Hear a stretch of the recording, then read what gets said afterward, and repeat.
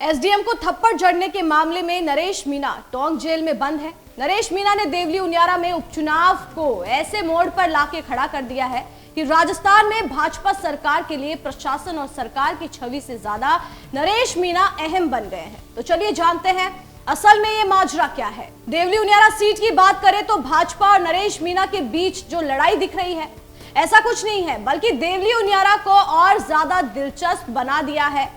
अगर आप मत प्रतिशत को देखें तो नरेश मीणा ने 75% तक पहुंचा दिया है, वो भी उपचुनाव में, जबकि जनरल चुनाव में 71% तक बहुमुश्किल पहुंच पाता है। यानी कि ये कहना गलत नहीं होगा कि नरेश मीणा के थप्पड़ का फायदा वोटिंग प्रतिशत में हुआ है। देखा जाए तो ऐसा लगता है कि नरेश मीणा बहुत अच्छा चुनाव लड़ गए हैं।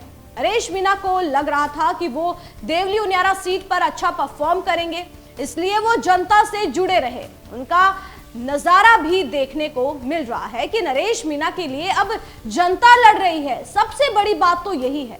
अब अगर नरेश मीणा हार भी जाए तो उन्होंने जनता का दिल तो जीत ही लिया है, और अगर उल्टी गंगा बह गई और नरेश मीणा जीत गए तो वो राजस्थान की राजनीति में दिशा ही बदल देंगे। इससे बड़ा और क्या होगा कि नरेश मीणा की रिहाई के लिए लोग अलग अलग जिलों से रैलियां निकाल रहे हैं। आप देखो सरकार पर इससे बड़ा दबाव क्या है कि सरकार का मंत्री खुद जेल चला गया, जबकि किरोड़ी मीणा चाहते तो सिर्फ 51 लोगों से मिलते, नरेश मीणा से नहीं मिलते।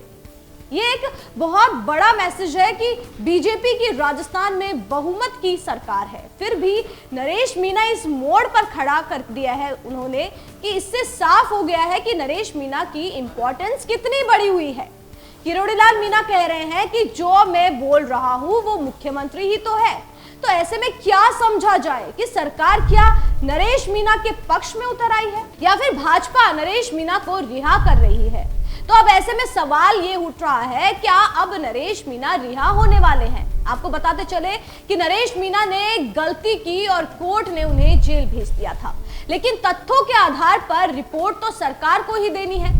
जबकि किरोड़ी जनता के बीच इस बात को स्वीकार कर चुके हैं कि 13 नवंबर को समरावता में कत्ल की रात जो कुछ हुआ उसमें प्रशासन की गलती है, और इससे साफ जाहिर हो रहा है कि सरकार नरेश मीणा को छुड़ाने के मूड में है। और अगर आज वोटिंग का रिजल्ट आने के बाद सरकार नरेश मीणा को रिहा कर देती है तो सोने पर सुहागा हो जाएगा, क्योंकि जिस तरह से प्रशासन और सरकार के मंत्री नरेश मीणा के साथ खड़े नजर आ रहे हैं उससे तो ये लगता है कि नरेश मीणा जल्द ही जेल से बाहर आ जाएंगे। वहीं नरेश मीणा ने भी जेल से जाने से पहले पब्लिक के बीच कहा था कि अगर कोई मेरी मदद कर सकता है तो वो किरोड़ीलाल मीणा है।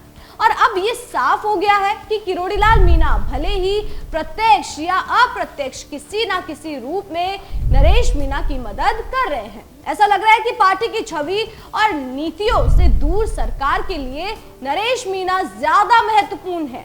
अभी तो बीजेपी को ऐसा लग रहा है कि नरेश मीणा के रूप में पार्टी के हाथ कोई कोहिनूर लग गया हो, क्योंकि सरकार को लग रहा है कि नरेश मीणा जीत गए तो सरकार को नकेल डाल देंगे और हार गए तो भी सरकार को और डबल नकेल डाल देंगे। ऐसे में अब नरेश मीणा राजस्थान में भाजपा सरकार के लिए बहुत ज्यादा जरूरी हो गए हैं।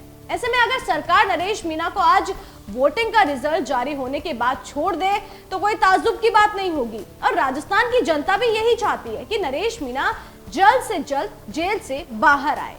खैर, ये तो आज शाम को रिजल्ट जारी होने के बाद ही पता चलेगा कि क्या सरकार नरेश मीणा को आज रिहा करेगी। क्या नरेश मीणा देवली उनियारा से उपचुनाव जीतेंगे?